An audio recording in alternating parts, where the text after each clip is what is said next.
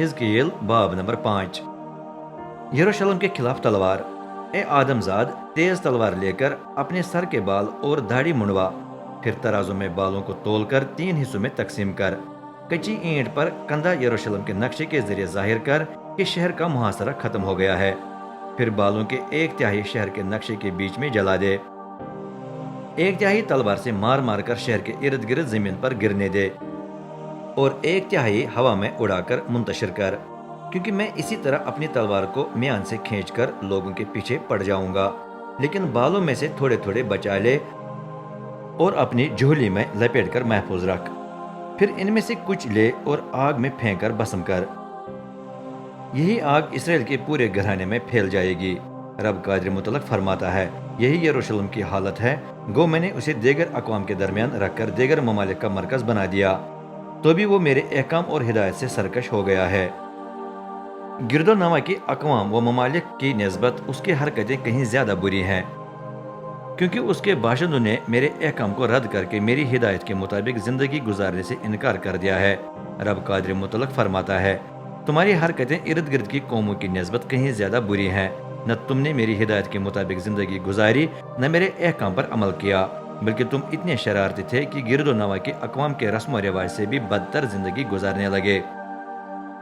इसलिए रब कादिर मुतलक फरमाता है, ए यरूशलेम, अब मैं खुद तुझसे निपट लूंगा। देगर अक़वाम के देखते देखते मैं तेरी अदालत करूंगा।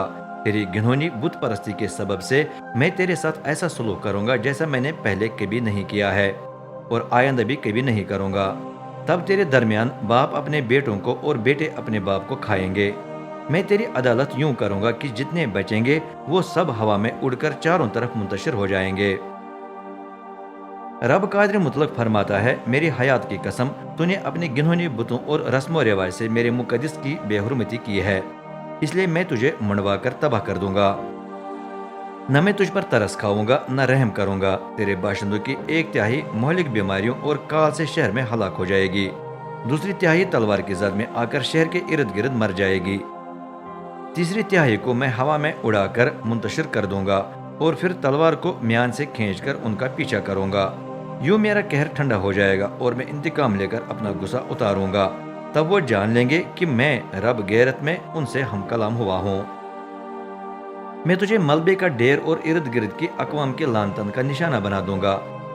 हर गुजरने वाला तेरी हालत देखकर तौबा तौबा कहेगा। जब मेरा गजब तुझ पर टूट पड़ेगा और मैं तेरी सख्त अदालत और सरजनिश करूंगा, तो उस वक्त तू पड़ोस की अक़वाम के लिए मजाक और लानत मलामत का निशाना बन जाएगा। तेरी हालत को देखकर उनके रोंगटे खड़े हो जाएंगे और वो मोहतात रहने का सबक सीखेंगे। ये मेरा रब का फरमान है।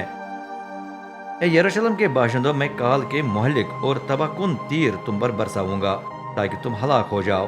काल यहाँ तक जोर पकड़ेगा कि खाने का बंदोबस्त खत्म हो जाएगा।